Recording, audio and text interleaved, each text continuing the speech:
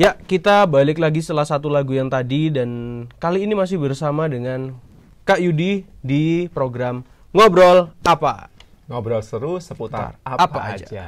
Ya, oke. Terima kasih Kak Yudi. Kita Ya. masih bersama-sama dengan Kak Yudi pada hari ini dan Yes. tentunya kita akan membahas seputar apa yang dilakukan sama Kak Yudi, kesibukannya apa. Tadi kalian bisa dengerin di sesi pertama. Buat kalian yang terlambat, kalian bisa tonton di YouTube untuk sesi pertama yang tadi.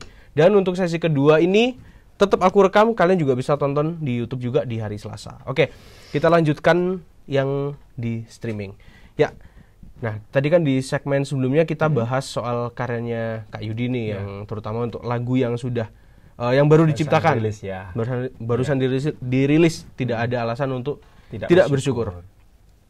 Nah, ini kan berarti ada behind the story-nya kan ya, Kak? Betul. Berarti kan kenapa kok kita tidak ada alasan tidak bersyukur. Nah, berarti memang ada hal-hal yang mungkin membuat kita beresiko dalam tanda kutip untuk tidak bersyukur ketika kita tertimpa sesuatu ya. Karena kan tentu saja ada yang bilang bahwa Alkitab bilang kan daging kita pasti lemah gitu. Betul. Nah, ini kalau aku boleh tanya ke Kak Yudi nih, pernah dalam titik terendah nggak sih, Kak? Dan seperti apa waktu itu? Ya mungkin kalau perjalanan imannya pastinya naik turun dan di posisi paling rendah pastinya pernah. Ya. Jadi ada cerita nih. Iya. Ya. Kalau tidak privasi silakan sih, Kak. Betul. Jadi gini, tadi mungkin di part 1 tadi saya sempat cerita bahwa kalau ketika kuliah ini pergumulannya beda, ketika kerja beda lagi, pernikahan beda lagi, nanti pekerjaan juga beda lagi. Nah, kalau yang pernah saya benar-benar merasa bahwa di titik paling bawah itu ketika tahun berapa ya? Saya mungkin setelah nikah itu sebenarnya saya punya rencana dengan keluarga itu saya mau bisnis sendiri gitu. Jadi saya bisnis sendiri. Waktu itu saya kembangin usaha dari orang tua. Terus di dalam perjalanannya itu ternyata bisnis itu seolah-olah nggak jalan. Nah, padahal kalau kita bicara tentang planning gitu, padahal berharap bahwa bisnis ini bisa jalan. Nantinya istri saya setelah nikah tuh kita masih beda kota. Saya di Madiun, istri saya di Kediri. Harapannya kalau bisnis itu jalan, nanti istri saya juga akan ikut gitu loh. Itu. Nah, ternyata di dalam perjalanan bisnis itu ada yang biasa ada kendala gitu. Terus akhirnya sebenarnya yang kendala yang paling terakhir yang menurut saya harus lepas bisnis itu adalah kondisi kehamilan istri. Jadi waktu itu istri bilang bahwa hamilnya itu kayak nggak bisa jauh gitu loh. Ya nggak tahu juga mungkin karena masalah psikologis waktu hamil ya. Jadi dia bilang udahlah balik aja ke Kediri. Bisnisnya diserahkan kakak saya dan kebetulan mungkin waktu Tuhan juga waktu itu kakak saya ada di kayak pensiun dini di perusahaan. Terus ya udah saya bilang oke, dilanjutin kakak, saya balik ke Kediri. Dan di balik Kediri itu baru kayak ngerintis lagi, harus ngerintis dari Kediri. Dan di posisi itu saya merasa bahwa ada di sebuah titik di mana saya belajar dari Tuhan bahwa selama ini mungkin kesombongan saya merasa mungkin masih muda ya waktu itu, merasa pinter, merasa punya talenta, merasa bisa. Ternyata ketika itu kayak Tuhan izinkan bahwa semua yang jadi kerangka berpikir bahwa saya bisa, saya mampu itu kayak dihancurin. Dan akhirnya kayak saya merasa saya sudah mencoba, saya sudah berusaha, ternyata enggak. Dan waktu saya belajar bahwa ternyata waktu itu Tuhan cuma ingin ngatain bahwa kalau kamu merasa pintar harusnya kamu bisa lepas dari masalah ini. Kalau kamu merasa bisa mampu, harusnya kamu bisa lepas dari masalah ini. Kenapa tidak? Gitu loh. Nah, waktu itu saya merasa bahwa ternyata selama ini saya ngandelin kemampuan saya sendiri. Tapi itu baru di nol dalam arti pernah kayak enggak. Bahkan kan ketika istri hamil terus kita punya anak itu kan kita pengeluaran banyak kan. Sempat ada satu titik di mana mau beli susu anak aja kayak benar-benar kita nggak bisa beli susu gitu loh. Ya kalau dibilang ya bercucuran air mata gitu kan. Tapi ya itulah akhirnya di posisi itulah Tuhan katakan bahwa kayak kamu tuh selama ini sombong, kamu tuh selama ini kayak berjuang dengan kemampuanmu sendiri. Dan disitulah Tuhan ngomong bahwa kalau kamu memang pintar silahkan keluar kayak gitu loh. Dan ternyata aku bilang oke Tuhan, aku nyerah. Ternyata aku tahu bahwa kemampuanku, kepandaianku dan semua hal relasiku dan lainnya itu nggak bisa menolong. Dan disitulah kayak Tuhan udah aku berserah, aku nggak mau dengan cara pikirku, dengan pengen bisnis, pengen ini, seolah sudah saya tata 5 tahun, 10 tahun kayak gitu. Ternyata itu semua dihancurin Tuhan. Step by step, day by day jalan sama Tuhan. Dan disitulah akhirnya saya ngomong saya ikutin jalan Tuhan, saya jalan bersama Tuhan. Dan ya akhirnya itu tadi Tuhan atur yang tidak pernah saya pikirkan tiba-tiba masuk di dunia pendidikan sampai saat ini. Tapi disitulah saya lihat cara Tuhan menolong saya untuk meremukkan segala kesombongan, segala hal yang mungkin membuat saya merasa bahwa kadang saya tidak butuh orang lain gitu-gitu. Dan disitulah titik terendah akhirnya saya bisa bangkit lagi dan berserah sama Tuhan dan jalan sampai saat ini. Oke, berarti bisa dibilang momen bangkitnya Kak Yudi itu waktu benar-benar disadarkan Tuhan gitu ya. Betul. Oke. Kan ternyata nggak mampu juga. Gitu. Karena mungkin saya dulu merasa relasi saya banyak. Ya tadi kemampuan saya cukup, saya punya pengalaman kerja di perusahaan bertahun-tahun, terus dulunya juga punya tabungan dan lain-lain. Ternyata kayak semua itu nggak bisa menolong gitu loh. Oke.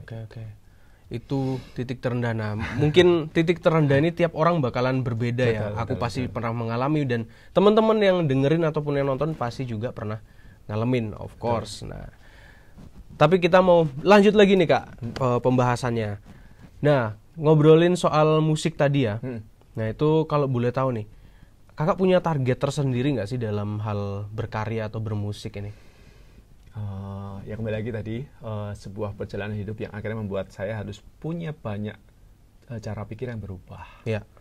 Dulu waktu masih muda, berpikir bahwa kalau kita mau berkarya itu harus jadi artis yang terkenal, harus orang kenal. Seolah kalau belum kenal tuh percuma bikin karya karena orang nggak baru denger kayak gitu-gitulah. Waktu itu saya sempat ngejar contohnya sempat coba ikut ajang pencarian bakat itu dengan berpikir waktu itu kalau aku masuk di ajang pencarian bakat, karya-karyaku bisa tak sharekan ke mereka karena mereka udah kenal gitu. Tapi ternyata ya tidak semudah itu juga kan gitu loh. Terus ikut beberapa lomba. Tadi saya di awal juga cerita ada beberapa perjalanan yang sudah macam-macam lah, lomba di radio di Surabaya pernah 10 besar juga. Terus di Jakarta 10 besar juga. Terus pernah di Kediri, lingkup Kediri waktu itu buat kayak semacam jingle di sebuah dinas pariwisata dan Tuhan izinkan juara 1 gitu. Terus pernah juga ikut lomba nggak dapat apa-apa gitu. Jadi akhirnya waktu itu saya merasa bahwa ternyata kalau kita cuma ngejar bahwa aku harus dikenal orang dulu baru aku akan berkarya. Dulu berpikirnya itu. Tapi ternyata di posisi itu ketika Tuhan tadi saya bilang di titik itu kan saya nyerah Tuhan, aku hidup di Kediri. Tapi aku jalanin apapun yang Tuhan mau ketika aku di Kediri. Karena dulu pemikiran saya kalau enggak di Jakarta enggak mungkin. Kalau enggak di Jakarta enggak mungkin sukses gitu-gitu. Jadi pola pikirnya masih salah waktu itu karena saya merasa bahwa kalau di Jakarta aku punya talenta banyak dan itu bisa berkembang di sana gitu. Tapi memang Tuhan sempat izinin nih, saya pernah kerja sama dengan Frankie Xiaoming segala di Jakarta pernah. Tapi itu tadi dikembalikan di Kediri dan saya cuma ngomong Tuhan, aku mau ikutin apa maumu. Kalaupun aku di Kediri, aku tetap mau berkarya dengan segala keterbatasan menurut saya sih. Karena harus independen tuh harus biaya sendiri, harus ngatur waktu sendiri gitu loh. Dan di situ saya bilang bahwa kalaupun aku di Kediri, selama memang ini untuk Tuhan, biarin Tuhan sendiri yang maksudnya mempromosikan itu ke banyak orang. Dan ternyata setelah saya jalin seperti itu ya banyak juga sih kadang-kadang dari luar-luar kota bahkan di Jakarta kadang-kadang kalau misalkan pernah dengar lagu saya tiba-tiba chat, terima kasih ya Kak, lagunya memberkati lah. Disitulah ternyata kepuasan yang benar-benar akhirnya membuat saya bahwa ternyata ya itu tadi kalau saya cuma pikir bahwa kalau berkarya itu harus di kota besar tuh ternyata enggak. Dan ketika saya di Kediri pun karya saya bisa didengar, apalagi sekarang dengan adanya digital musik ini udah bisa kemana-mana kan gitu. Ternyata sering ada banyak yang kadang-kadang chat, terima kasih Kak, lagunya memberkati. Itu aja udah benar-benar kayak wah Tuhan terima kasih ya, ternyata pemikiran saya yang dulu salah harus di kota besar harus jadi berkat, ternyata enggak. Jadi di kota kecil pun kalau memang Tuhan izinkan itu bisa jadi berkat ya bisa jadi berkat gitu sih. Jadi memang targetnya terus berkarya, terus berkarya aja tanpa mencari misalkan harus mengejar harus tenar lah, harus apa gitu ya. Karena Sekarang kalau posisi sekarang adalah pokoknya saya kembangkan talenta yang Tuhan beri, supaya Tuhan juga tidak nanyain, kamu dikasih talenta sudah berapa nih gitu loh. Oke. Udah itu aja yang saya bilang, oke Tuhan, aku kerjakan, talenta aku kerjakan, itu minimal saya memenuhi apa yang Tuhan mau. Istilah apa yang saya dapat adalah itu saya anggap bonusnya, bukan yang saya kejar, tapi itu bonusnya kalau emang ternyata Tuhan berkati melalui karya itu, misalkan dengan materi, yaitu itu bonusnya aja gitu loh. Itu sebuah bonus ya. Betul. Aku jadi ingat sebuah kayak quotes atau kata-kata itu kayak gini bunyinya, do your best and God take the rest. Yes, ya gitu. Setuju sama itu. Jadi yang penting kita lakukan terbaik, Tuhan kok yang ngatur semuanya. Ya. Istilahnya apa ya? Kita ngelakuin bagiannya masing-masing gitulah. Bagian kita ya sudah, nanti bagiannya Tuhan ya Tuhan yang kasih surprise. Surprise, istirahat sendiri, merasakan sukacitanya sendiri. Iya benar-benar. Dan terkadang hal yang Tuhan kasih itu di luar ekspektasi kan. Betul. Sebenarnya kalau kadang-kadang malah karena kita punya ekspektasi sendiri itu seringkali yang menghambat Tuhan. Tapi ketika kita udah di posisi udahlah Tuhan yang bekerja, ya Dia yang punya semuanya di dunia semesta alam, ya mestinya nggak terbatas juga kuasanya. Udah percaya aja. Jadi publishernya ya Tuhan aja gitu.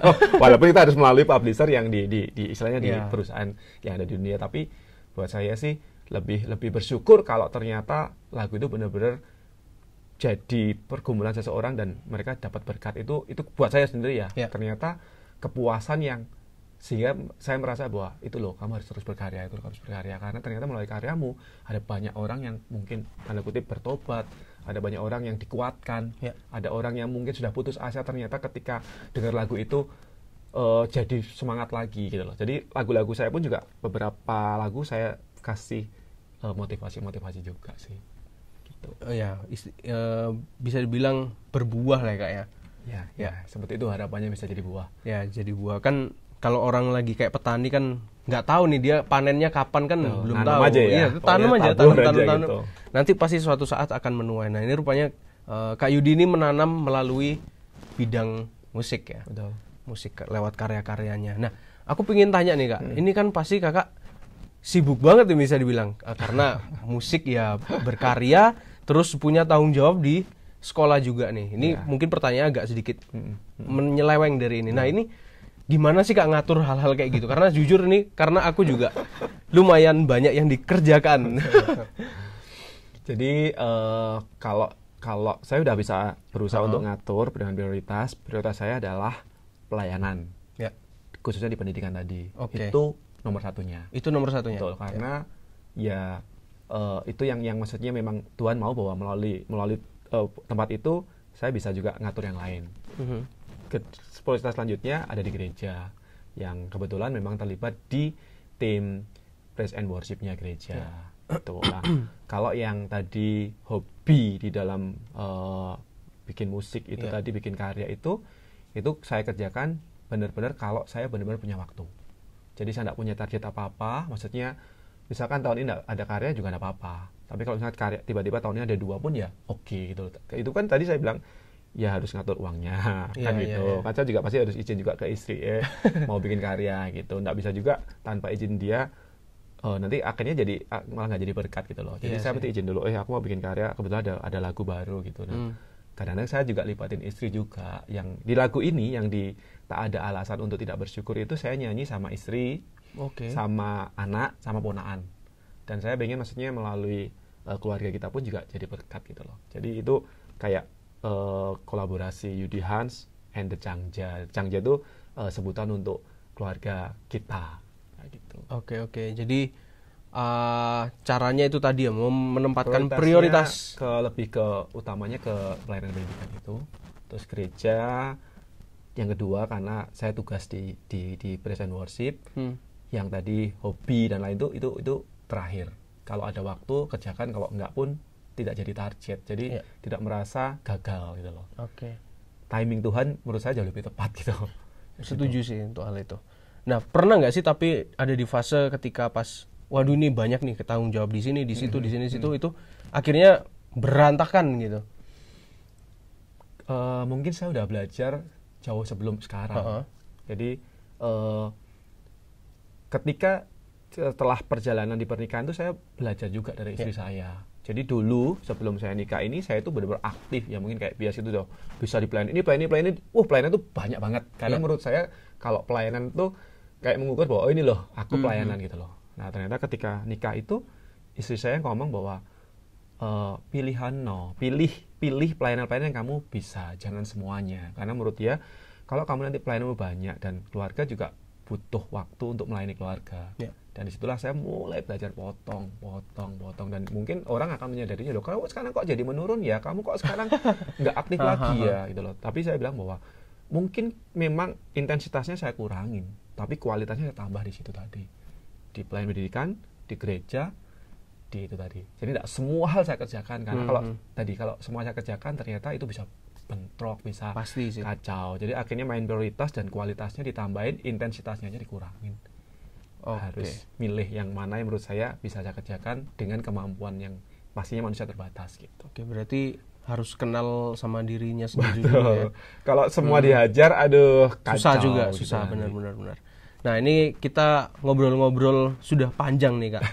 Nah kira-kira apa ya sih yang bisa Kakak bagikan nih untuk teman-teman, untuk pendengar dan nanti nonton di YouTube, itu gimana sih kita supaya bisa tetap hidup bersyukur walaupun di kondisi yang susah, berat, gitu ya, kondisi yang berat. Ya, mungkin kita perlu menyadari dulu bahwa ayat yang selalu menguatkan saya bahwa rancangan Tuhan itu pasti yang terbaik. Gitu loh. Jadi rancangannya pasti damai sejahtera, rancangannya itu pasti bukan kecelakaan gitu loh. Nah, tapi di posisi itu kadang-kadang kita harus nemuin dulu sebenarnya Tuhan maunya apa ke kita dulu. Walaupun ternyata waktu menemukan itu mungkin di waktunya beda-beda. Tapi ketika kita udah menemukan, otomatis kita akan jauh lebih mudah menjalaninya, karena tadi kita tidak mengejar hal-hal yang terlalu karena kita tuh kecewa dengan ekspektasi kita sendiri sih sebenarnya. Ya, setuju itu. Tapi ketika kita tahu bahwa Tuhan maunya ke sana loh.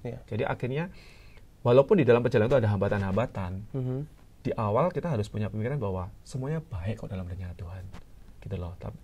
Tapi kok gini gitu. Tapi ya itulah ketika Tuhan ngomong bahwa bersyukurlah dalam segala hal. Ternyata minimal tidak membuat kita bersungut-sungut, itu penting. Karena ketika kita udah bersungut-sungut tuh nanti kita jadi negatif ke orang, negatif ke Tuhan. Dan mungkin di posisi dulu fase saya pernah ngomong, Tuhan aku tidak perlu pelayanan lagi, karena menurutku apa yang sudah saya berikan terbaik ini ternyata Tuhan tidak mau ganti dengan yang terbaik juga menurut saya. Dan tadi saya bilang akhirnya saya udah berserah. Dan ketika saya udah berserah dan berjalan bersama Tuhan itu, saya jauh lebih bisa untuk mensyukuri setiap fase-fase yang harus saya jalani gitu loh. Dan memang akhirnya motivasinya itu tadi, bahwa ketika kita percaya bahwa Tuhan itu sudah merencanakan terbaik, jalani aja. Ada sih lagu saya itu juga kadang jalani aja. Jalani dengan tetap bersyukur, itu jauh lebih baik daripada kita bersungut-sungut. Yang bersungut-sungut itu nanti akan jadi masalah dengan orang lain, masalah dengan teman pelayanan, macam-macam. Kalau kita menjalani segala sesuatunya dengan persungutan gitu. Jadi udahlah, mengucap syukur dalam hal-hal kecil dan itu akan membuat kita jadi lebih tenang gitu sih. Berarti memang kuncinya untuk bisa dibilang kunci bahagia itu adalah bersyukur, itu bukan mitos ya. Betul. Hati yang gembira adalah obat itu benar-benar ternyata tidak membuat kita, kalau semakin kita bersungut-sungut semakin sakit hatinya gitu loh. Karena betul. Ekspektasinya kita nggak kecapai, akhirnya kita kecewa sama Tuhan, kecewa sama orang kecewa sama orang tua, kecewa. Ending-endingnya jadi yang salah tuh semua orang, bukan kita yang salah. Kadang-kadang kita diingatkan Tuhan untuk ayo belajar, gitu loh. Introspeksi diri. Karena ketika kita bisa introspeksi diri, disitulah Tuhan akan lebih banyak kayak kasih hikmat-hikmat gitu sih kalau menurut saya. Jadi akhirnya harus jalani aja dengan tetap melakukan ucapan syukur setiap harinya. Karena kita bisa hidup dan kita bisa bangun pagi untuk bisa bernafas saja, itu harusnya udah anugerah bentuk anugerah yang harus kita sampaikan. Terima kasih Tuhan, ucapan syukur yang harusnya kita otomatis keluarkan gitu loh. Oke. Ya, jadi sudah sedemikian jauh nih ngobrol-ngobrol bareng sama Kak Yudi pada hari ini. Dan of course, ini sudah aku rekam dan akan aku tayangkan nih Kak di YouTube kami di Disciples Media. Jadi buat teman-teman yang mungkin dengerin hari Senin dan kalian ketinggalan, sesi satunya gimana nih, kayaknya seru. Silakan langsung ke YouTube kami di hari Selasanya, karena pasti akan aku upload di hari Selasa. Begitu. Dan aku secara khusus berterima kasih banget sama Kak Yudi yang sudah bersedia bersama-sama dengan kita di Disciples Media. Semoga percakapan kita sederhana ini bisa memberkati orang dan menginspirasi orang. Amin. Dan semoga juga nih Kak, ini bukan pertemuan terakhir. Mungkin kita bisa ketemu di lain kesempatan. Lain, ya betul. Mungkin topik lain atau mungkin berkarya bareng mungkin malah. Mungkin bisa kolaborasi. Siapa yang tahu? Ya, siapa yang tahu? Nah, Jadi terima kasih Kak Yudi dan aku secara khusus Bias Paris, host dari Ngobrol Apa. Terima kasih banget karena secara pribadi dapat berkat yang banyak dari Kak Yudi. Sampai ketemu di episode berikutnya.